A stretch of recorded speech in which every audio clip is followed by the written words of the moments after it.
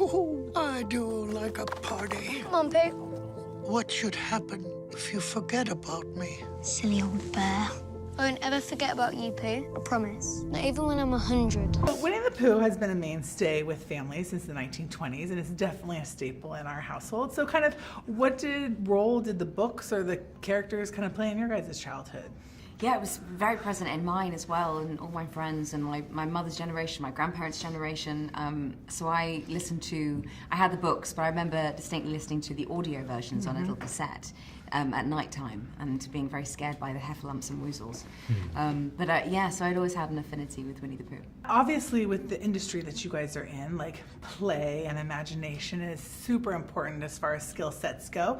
But kind of how do you, clearly we know it's work, but like how do you keep it so that it still feels fun rather than turning into a job or do you mean acting in general? More? Or yeah. Just because it is always different. Every project you get involved in is totally different from the last, you know.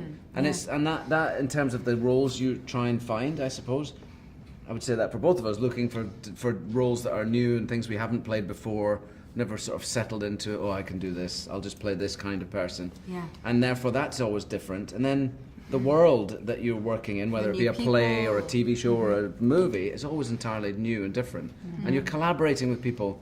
And when you're collaborating with people, you're sort of feeding off each other, so it's always exciting and interesting. The waiting is the bit that the waiting is the thing that's hard. As I get older, I just don't like to wait as much, because I've spent sitting around. Probably cumulatively several years of my life have been spent in a trailer or in a caravan waiting to go on set, you know what I mean? Yeah. So that part of it gets a little old. Yeah, I remember sitting in a trailer for hours on a job and then just going, I could probably use my time better. I ended up doing like an open university course in haiku poetry and the struggle for democracy in Burma. I know. Have you got a degree in that? No, not yet. I just did little credits towards a degree, should I wish to pursue that. That's good. Yeah. I loved seeing the father-daughter relationship within the film, Me right? too. And she so longs to want to have this special bond with her dad, whether it's through reading or through Pooh or through play. We're having, baby girl here in a few weeks, and I know the importance of that. With you having daughters, is there something that you do either with all of them or individually that helps strengthen the bond that you have? Well, it's just different now from the way it was then, when Christopher Robin and his daughter were, just post Second World War.